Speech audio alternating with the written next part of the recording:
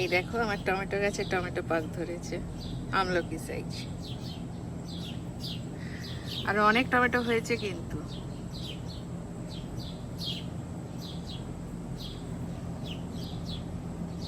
আর এই আমার এটা হচ্ছে মেথি গাছ। এই হলো লঙ্কা গাছ। এইটা ধনেপাতা গাছ।